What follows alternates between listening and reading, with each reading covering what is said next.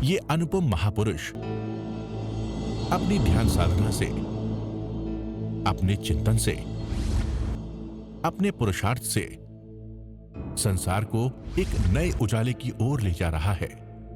उजाला ज्ञान का, उजाला ध्यान का,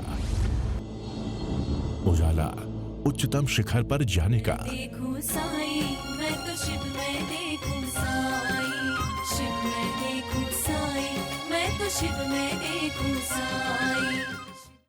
ऐसे महान आचार्य आत्माराम जी महाराज साहब, जो 4 अंक का पहला ही सूत्र है कि मनुष्य नहीं जानता पूर्व से आया, पश्चिम से आया, उत्तर से आया, दक्षिण से आया, 6 दिशाओं से आया, वो कौन? सोहम।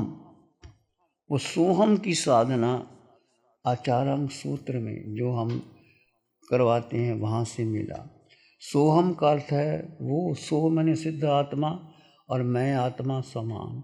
सो सिद्धों की आत्मा और मैं आत्मा समान। सो जो अरिहंतों की आत्मा, मैं आत्मा समान। सो आचार्यों की आत्मा, मैं आत्मा समान। सो साधु की आत्मा, मैं आत्मा समान। पंच परमेष्टि में जो अरिहंत, सिद्ध, आचार्य, उपाध्याय, साधु है, सबकी आत्मा समान है। और 7 नरकों की नेरियों की आत्मा समान है। पृथ्वी, जल, अग्नि, वायु, बृहस्पति, वेंद्री, तेंद्री, चरेंद्री, बचेंद्री, सबकी आत्मा समान।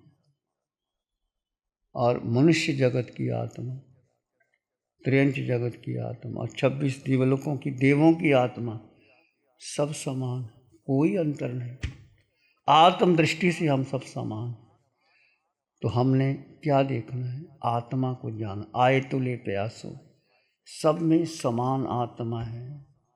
कोई छोटा नहीं, कोई बड़ा नहीं। देह बदलते हैं, योनि बदलती है, परिवार बदलते हैं, संग बदलता है, सब कुछ बदलता है, माता पिता, परिवार, धन संपत्ति, पर एक आत्मा जो तुम्हारे भीतर निराकार आत्मा है, वो कभी नहीं बदलती। वो हमेशा हमेशा हमेशा, चाहे पृथ्वी में जन्म ले ले, जल में, अग्नि में, वायु में, बृहस्पति में, वेंद्री, तेंद्री, चरेंद्री, बचेंद्री, 7 नरकों में, मनुष्य में, पशु पक्षी में और 26 देवलोकों में, सबकी आत्मा समान है। सबकी आत्मा में कितने गुण हैं? 8 गुण हैं। वो सबके पास है। कल की हमने चर्चा की थी अनंत ज्ञान, अनंत दर्शन, अनंत सुख, अनंत शक्ति, अमूर्तपना। आत्मा दिखाई नहीं देती। नो इंद्रिय गिज्झा अमूर्त भावा, दिखाई नहीं देती आत्मा, परंतु आत्मा का अनुभव किया जा सकता है। आत्मा है तो आंखें देखती हैं, कान सुनते हैं, नासिका सुगंध लेती है, जिह्वा रस लेती है, शरीर का भोजन पचता है, खून बनता है, रस बनता है। जीव निकल जाए तो मुर्दा, कहते हैं कि वो चला गया, अब उसको घर में एक दिन भी नहीं रख सकते। तो मूल्य किसका है? सौंदर्य किसका है? शक्ति किसकी है? ज्ञान किसका है? किसका है बोलो?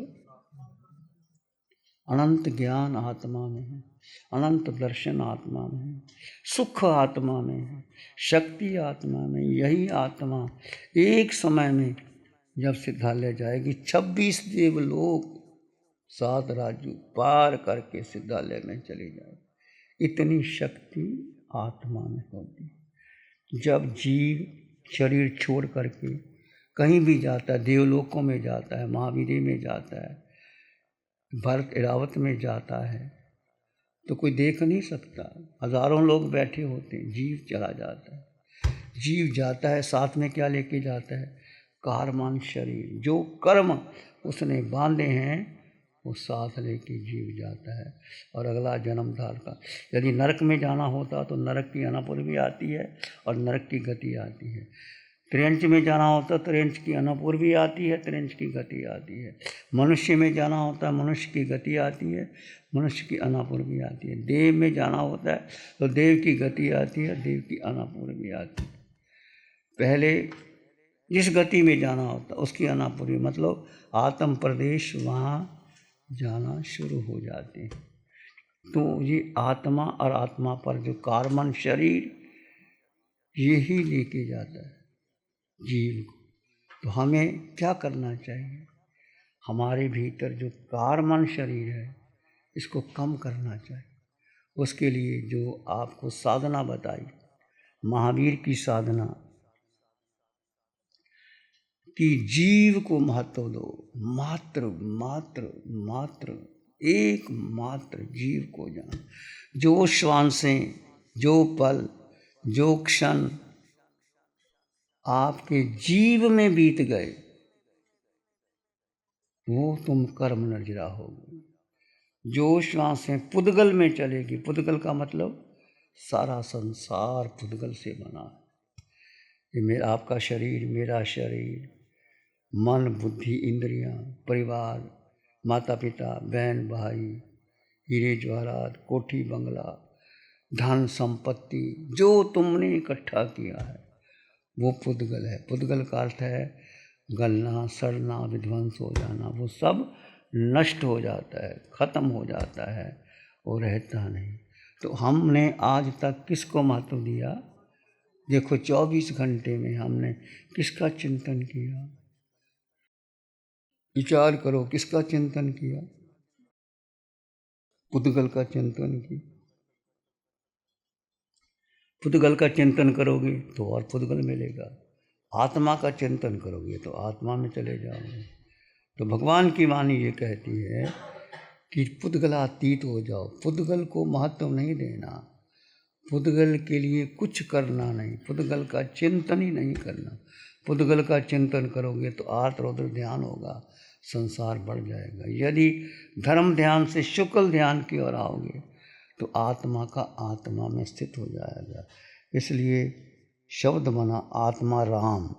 आत्मा राम, राम और आत्मा में फासला नहीं जाता, इसी शब्द बना।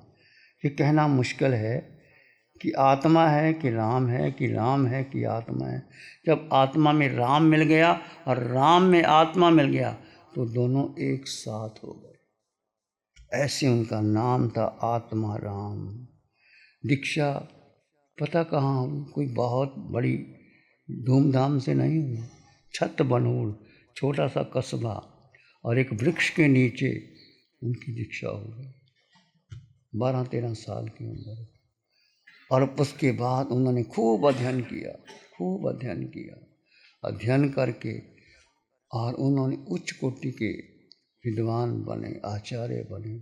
आचार्य बनने पर भी उनको कम कष्ट नहीं आए। कर्म किसी को छोड़ते नहीं। कहते हैं कि एक बार किसी डॉक्टर ने, सुना है मैंने, सत्य क्या है, कि दवाई दी, बीमार थे तो डॉक्टर ने कहा कि ये बार बार मेरे पास आते हैं, दवाई लगती नहीं। तो कहते हैं उसमें उसने जहर घोल दी। तो लिया, पर वो कहते जाको राखे साइयाँ मार सके ना कोई। उल्टी हो, उल्टी होने के बाद उनकी आंखें कमज़ोर हो गई, दिखाई नहीं दी। और एक बार वो सीढ़ियों पर जा रहे थे, ऊपर गिर गए, हड्डी टूट गई, जांग की हड्डी टूट गई। जांग की हड्डी टूटने के बाद कहते हैं सीएमसी में उनका ऑपरेशन हुआ। और ऑपरेशन हुआ तो उन्होंने कहा कि मुझे कोई क्लोरोफार्म देने की ज़रूरत नहीं है, मुझे ऐसे ऑपरेशन कर दो। कहते हैं उस समय उनको एनेस्थीसिया या क्लोरोफार्म नहीं दिया गया और उनकी हड्डी का ऑपरेशन किया। कितना वो भेद ज्ञान की थे। आजकल हम जो भेद ज्ञान की चर्चा करते हैं, उनके पास वो शक्ति थी भेद ज्ञान की, कि शरीर अलग है और आत्मा अलग है। जब वो डॉक्टर उनके पास आए, ऑपरेशन हो गया, तो उन्होंने कहा कि उन्होंने बताया, वो कनाडा के रहने वाले थे, कि डॉक्टर साहब ये कनाडा में आपकी ये कोठी है, ये दरवाज़ा है, उसमें ये कमरे हैं, ये ऐसा सारा बयान कर दिया उन्होंने डॉक्टर के सामने। डॉक्टर हैरान रह गया कि मैं यहाँ बैठा हूँ उन्होंने कैसे बयान कर दी। उनके पास ऐसी उपलब्धियां थी, शक्तियां थी, और सारे प्रश्नों का उत्तर उनको मिल जाता था। तो वो खुद कहते हैं, I have heard the sayings of Christ but I am seeing the Christ within me. कहते मैंने ईसा मसीह की कहानियाँ सुनी हैं, परंतु ईसा मसीह तो मेरे सामने बैठा है। जैनागम तत्वाद सूत्र कहा कि ये तो उनका है। आचार्य जी ने सारे शास्त्रों को खोल खोल करके बता दिया कि ये स्थानकवासी परंपरा का सूत्र। ऐसे महान आचार्य श्रमण संघ को जो प्राप्त हुए, बहुत कठिन है। उनका ज्ञान, उनकी साधना, उनका तप, उनका तेज, बहुत शांत रहते थे, विनोद प्रिय थे, विनोदी भी थे। कहते 2 भाई आए तो उनके पास आए, किसी ने कहा कि नहीं, मोक्ष जाने के बाद वापस आ जाता है। ये कहते नहीं, वापस नहीं आता। आचार्य जी के पास गए। आचार्य जी तो बहुत विनोदी स्वभाव के थे, ऐसा उत्तर देते थे। कहते भाई, इसमें बहस करने की क्या बात है, तुम चले जाओ मोक्ष। जिसका मन लग जाए मोक्ष में रह जाना, तो नीचे आ जाना। मन ना लगे तो नीचे आ जाना। निरुत्तर कर दिया उनको। और ऐसे महान आचार्य, मेरा भी बहुत बड़ा सौभाग्य नहीं था। बच्चे थे, छोटे छोटे थे, 10वीं में पढ़ते होंगे। मैं ज़्यादा उधर माँ सती जी के पास ही जाता था। एक बार मैंने दर्शन करने अचानक ऊपर चढ़ा गया। मैं अचानक सीढ़ियों के ऊपर, तो देखा वो सीढ़ियों के सामने खड़े थे। मैं दूर था, उनको वंदन किया। दोबारा जब चर्चा हुई तो उन्होंने मुझे कहा, भाई तुम तो मेरे पास भी नहीं आए, मेरे पास भी नहीं आए, और जो मैंने देना था आपको दे दिया। दूर बैठे ही उन्होंने कुछ देना था, जो शक्तिपात कहो, कुछ कहो, वो मिल गया। काश मैं उनके पास बैठता, उनसे चर्चा करता, तो बहुत ऐसी उच्च आत्मा श्रमण संघ में नहीं। आचार्य आनंद ऋषि जी बने, उसके बाद 30 वर्ष तक रहे। मैंने आचार्य आनंद ऋषि जी से पूछा, प्रभु आचार्य आत्माराम जी के बारे में कुछ बताओ। मुझे कहने लगे, वो तो महान थे, मैं तो इतना हूँ। आचार्य आनंद ऋषि क्या कहने लगे, मैं तो इतना सा हूँ, तो महान थे। उनकी महानता बहुत ज़बरदस्त थी। आँखों में था तेज, तेज में सत्य, सत्य में ऋजुता, वाणी में था ओज, ओज में विनय, विनय में मृदुता। उनकी आँखों में तेज, तेज में सत्य, ऋजुता, सरलता। बहुत कम बोलते थे, मीठा बोलते थे। सुमन मुनि जी सुनाया करते थे, जब उन्हें दीक्षा लेनी थी तो उनके पास गए, तो आए पास में, आओ वैरागी जी, कैसे आना हुआ। बड़े प्रेम से बुलाते थे, आदर से बुलाते थे, आओ वैरागी जी, कैसे आ। कभी तू ता का शब्द नहीं कहते थे। ऐसे महान संत कि उन्होंने जो शास्त्र लिखे, उनका 1 पेज 2 पेज पढ़ो। आचारांग नहीं पढ़ सक, उपासक दिशांग है, ज्ञाता धर्म कथांग सूत्र है, और जो उनकी वाणी का कुछ अध्ययन करो। और जो उन्होंने ज्ञान दिया है, आत्मज्ञान दिया है, जो आज भगवान शिवेंद्र स्वामी प्रभु की वाणी आ रही है, वही वाणी है, वही साधना है, वही बात है। आप 1 घंटा 2 घंटा उनकी वाणी सुनो, केवल सुनो, सुन करके ही आपका कल्याण होगा। बच्चों को पास बैठाओ, ऐसे उन आत्माराम जी महाराज साहब के बारे में बताते रहो। दूसरे प्रवर्तक शुक्लचंद जी महाराज साहब, जो पंजाब के प्रवर्तक थे, वे बहुत उच्च कोटि के विद्वान थे। उन्हें जैन रामायण लिखी, बहुत सी पुस्तकें लिखी, और बहुत भी, कोई भी साधु कहीं किसी के पास नहीं रहता तो उनको वो अपने पास बुला करके उनको पढ़ाते थे, लिखाते थे, और कहते थे कि साधु बनाना बड़ा मुश्किल है, कोई संयम का पालन नहीं कर सकता तो उनको संभालते थे। शिव शंकर कहते थे उनको। प्रवर्तक शुक्ल चंद जी महाराज साहब, आचार्य आत्माराम जी महाराज साहब, जिनके बारे में, जिनकी साधना, जिनका योग, जिनका ज्ञान, जिनका आचार, जिनकी करुणा को जान करके चित्त शांत हो जाता है, स्तब्ध हो जाता है, मौन हो जाता है, उन्मत्त हो जाता है। आत्मा में राम और राम में आत्मा, ये कहना मुश्किल है कि आत्मा और राम अलग अलग है या एक है। ऐसे महान आचार्य को हम अंतःकरण से नमन करते हैं, वंदन करते हैं कि प्रभु आप जैसी शक्ति, आप जैसी महानता, आप जैसा बल हमारे भीतर आए। उनको नमन करते हैं आज के दिन। और कुछ भी आपको अच्छा लगे उनसे ग्रहण करना, उनकी विनय, उनकी सरलता, उनकी रुचिता, उनका अध्ययन, उनकी साधना।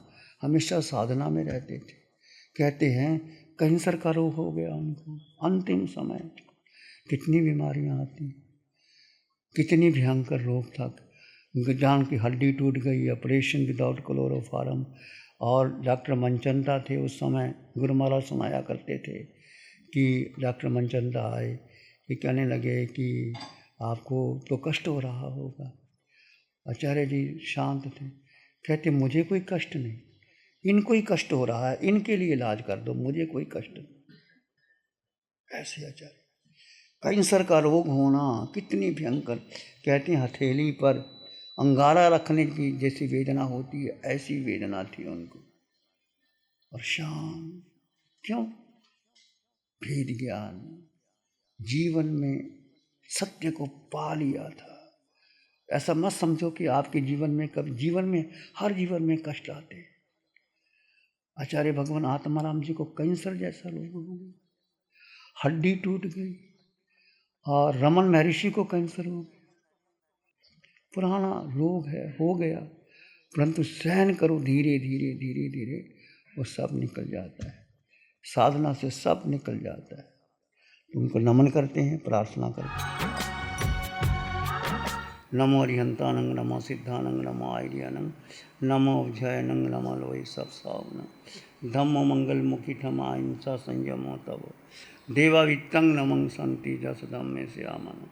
श्री चतारी मंगलम, अरहंता मंगलम, सिद्धा मंगलम, साहु मंगलम, केवली प्रणतो धम्मो मंगलम। चत्तारी लोग उत्तम, अरहंता लोग उत्तम, सिद्धा लोग उत्तम, साहु लोग उत्तम, केवली प्रणतो धम्मो लोग उत्तम। चत्तारी शरणम पवज्जामि, अरहंते शरणम पवज्जामि, सिद्धे शरणम पवज्जामि, साहु शरणम पवज्जामि, केवली प्रणतं धम्मं शरणं पवज्जामि। चारे शरण दुख हरे